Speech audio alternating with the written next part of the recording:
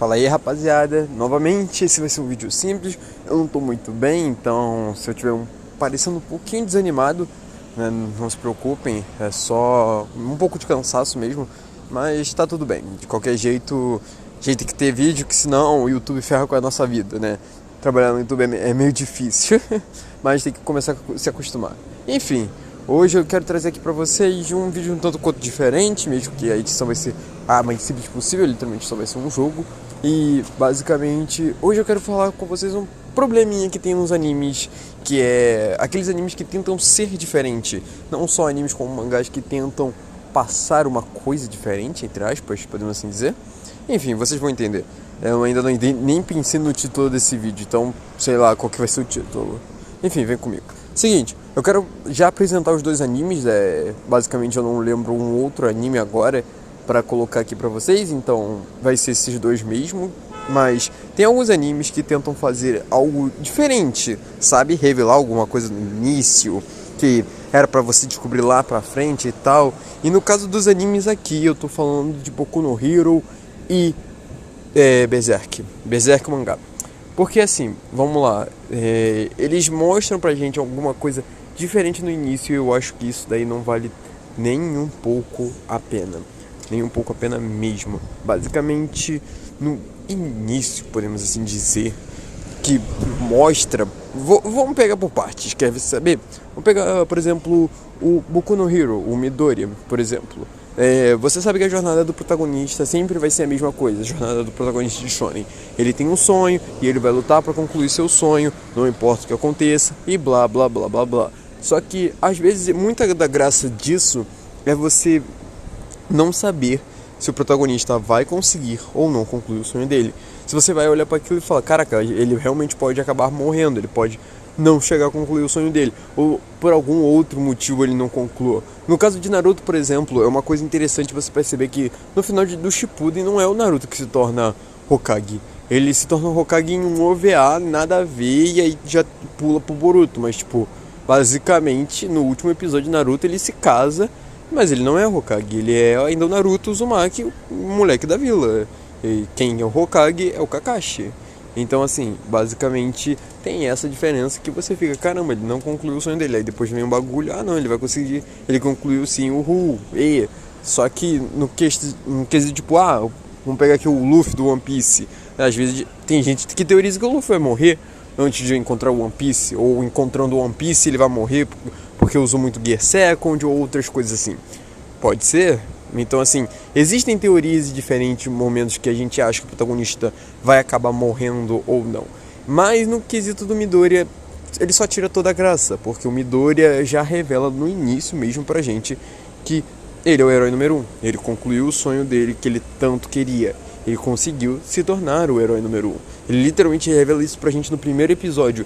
E esse é o problema. O problema é que eles revelam um bagulho que não era pra ser revelado, que basicamente tira um pouco da emoção, podemos assim dizer. Da emoção que, bem, era pra dar o anime. Da emoção que, pô, mano, caraca, será que o protagonista vai conseguir? Será? Ele já tira isso. Literalmente, o Midoriya perde todo esse ponto forte que tem nos animes shonen, e Boku no Hero vira uma obra ainda menos interessante, porque você já sabe, no final, não importa o que aconteça, o Midoriya vai se tornar o herói número 1. Ou seja, ele não vai morrer, ele não vai ser impedido, outra pessoa não vai superar ele. Não, ele é o cara que no final do anime vai concluir o sonho dele e não tem o que falar, não temos o que questionar aqui. Isso fica meio ruim. Eu sei que pro Midoriya não é tanto assim e tal, no shonen, mas sinceramente pra mim tira muito um peso da obra.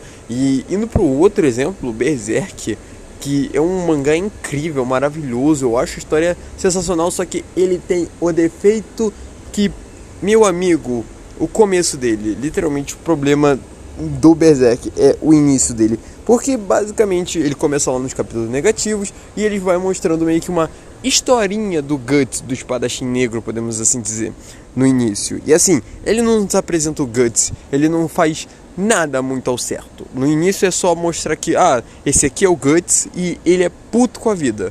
E é isso. E o Guts ali é um personagem tão sem graça, tão sem sal, tão sem motivação alguma, que você fica, cara, tá, ok, tanto faz esse protagonista, do que o Guts é simplesmente incrível. Só que não é só esse o ponto. Literalmente a história vai seguindo e tal, e até não seria tão incômodo se o Griffith não aparecesse. Cara, o Griffith aparece no início do anime como Phantom. E no anime não, no mangá. E basicamente, literalmente o Guts já grita que ele é o Griffith, e a gente sabe, pô, mano, esse aqui é o Griffith. Phantom, tá bom. E aí logo depois disso corta pro passado do Guts da Gold Age, que na Era de Ouro, e basicamente a gente vê o Griffith e o Guts virando amigo ali. E ali você já sabe, cara, esse cara aqui vai trair ele, porque ele é o vilãozão, ele é do mal. E literalmente tira muito peso do que, cara, mano, o Griffith traiu o Guts, caraca, eu não esperava por isso. Literalmente, o mangá dava uma sensação de tipo, o Griffith nunca trairia o Guts. Só que, como ele já revelou, a gente já sabia que ele ia trair. Não é nem porque, eu tomei um spoiler, eu tomei alguma coisa, eu vi um rap. Não é por nada. É simplesmente por causa do próprio mangá. O Guts e o Griffith, literalmente, no início, eram pra ser amigos. E aí, no final, o Griffith acabaria traindo ele. Só que, no decorrer disso tudo, o que acaba acontecendo é que a gente já sabe que o Griffith vai trair ele desde o início, porque o Phantom já apareceu lá nos capítulos negativos. Então, não tem tanta importância, não tem tanta relevância. E isso tira muito peso, além do mais, sem contar com o resto antes do bando do Falcão. Que, né, o Guts aparece sozinho e a gente já imagina que todo mundo vai morrer pro Griffith. De alguma forma, o Griffith, na traição que o Griffith faz ao Guts, ele vai acabar matando todo mundo que tá ali. E quando você vai ver a Era de Ouro e basicamente você vai vendo o que o Griffith faz, sim, dá uma emoção do cacete, mas daria muito mais uma emoção se a Era de Ouro começasse primeiro. Se a gente vê esse passado do Guts primeiro, se tivesse começado na Era de Ouro, Berserk, eu acho que seria maravilhoso esse ponto do mangá, porque aí você conseguiria sentir ódio do Griffith junto com o Guts naquela cena que o Phantom aparece nos capítulos negativos. E não depois disso. Depois que o Griffith faz o sacrifício, basicamente é o ponto chave pra tudo. E literalmente seria um ponto incrível pra você odiar o Griffith junto com o Guts nos capítulos negativos. Só que não, eles decidem fazer o contrário. Então quando o Griffith faz o sacrifício, pra você é um bagulho que, eu já esperava isso acontecer. Por quê? Porque ele virou o Phantom. Ou seja, de alguma forma ele tinha que trair o Guts. Traindo o Guts usando o Berrelite. Acabou. E literalmente é um bagulho que você já espera. E os outros morreram também. Por quê? Porque o Guts tá sozinho. Logo, se o Guts tá sozinho, não tem mais ninguém vivo. O Griffith deve ter matado todo mundo. Essa é a lógica. E foi isso que aconteceu. O Griffith foi lá, sacrificou todo mundo. Só a Casca saiu viva e é a única que sai diferencial desse bagulho. Então assim, eu acho muito ruim o Phantom ter aparecido nos capítulos negativos. Na verdade, eu acho o capítulo negativo ruim de Berserk. Eu não gosto muito dos capítulos negativos. Sabe, pra mim, eles não têm uma importância ali, naquele ponto que eles estão inseridos, que é o início do mangá. Eles teriam muito mais uma importância pra mim se eles tivessem inserido após a Era de Ouro. Aí sim, depois da Era de Ouro, seria lindo e maravilhoso ver aqueles capítulos. Que aí a gente já entender que, é um Guts amargurado, é um Guts que já desistiu de basicamente tudo, ele só tá vivendo pela pura força do ódio.